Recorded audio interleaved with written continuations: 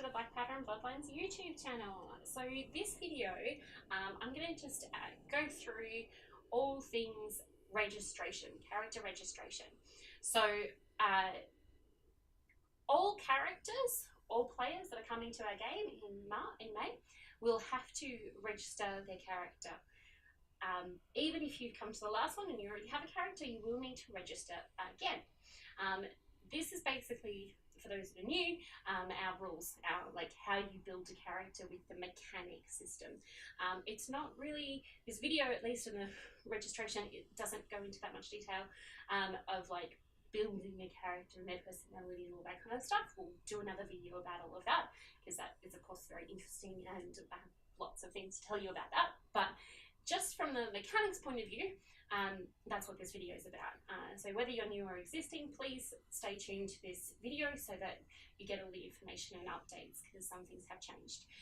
So the reason why you need to register again is because our rules have changed. What happened is that the world changed because of the actions of the characters in the game, that's you guys. And as a reflection of that, the rules, the registration, the questions that you've been asked, some of the answers have been changed. So in some cases, your character will have a choice of whether or not they want to go with one option or another option, and in other cases your character may not really be given that choice, because something that has happened beyond their control has affected the choices that they made, basically. First of all, if you are, you will notice if you're an existing character that there is a new option for nation, which is Charleston.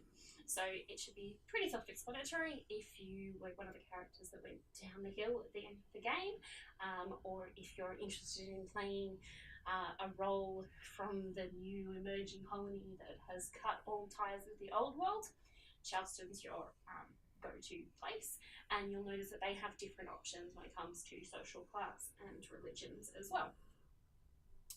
Secondly, if you're playing a patronic character, you'll notice that your options of religion have changed slightly. In most cases, you won't be given the option to play the patronic church. You'll only be given the options of matriarchal, blood, or excommunicated patronic. This is because the Patrician Emperor was excommunicated by the Patronic Church. So if you were a Patronic Patrician, go ahead and select excommunicated Patronic Patrician. So if you are an existing player and you're returning, we want you to, as much as possible, keep the same character. And if you do want to change, first of all, don't change your religion unless excommunicated, as I just mentioned, because that has to happen in-game if you want that to happen. If you are a blooded character, the only way that you can get out of that game is to write a new character, which you are welcome to do so if you want to. Anyone's welcome to just write a new character, that's fine. With the other options, if you want to make a change, just send us a note, and whether that's in the website generation in the notes section or as an email, to let us know why your character has made that change. Maybe they've changed their allegiance and they're now sworn loyalty to another nation. Maybe they've married a noblewoman and they're now considered a nobleman. Maybe you want to change profession because you've gotten to the new world and you've realised that all of your skills from the old world are useless and you have to go and be a farmer now in order to help more people get food and survive. Particularly if you're from the old world and you're now choosing the Charleston option, you'll notice that you are quite limited in what professions you have. We've done that intentionally because it's a new colony. They don't have the ties that the old Adelina does, so they really have to start back at the beginning and get their basic necessities covered before they venture out into the really niche roles. If anyone finds that they're trying to write their character or rewrite their character and it's just not meshing, that there's something a little bit off because, you know, things have changed and that, you know, it's not working for them for whatever reason, please just contact us and let us know. Give us reasons of why your character feels like they wouldn't want to change profession or whatever it is, and we can work out something between us. I'm now going to just walk through using our character registration system online. Here we have our character builder. It's pretty straightforward, but I'll go through it quickly anyway.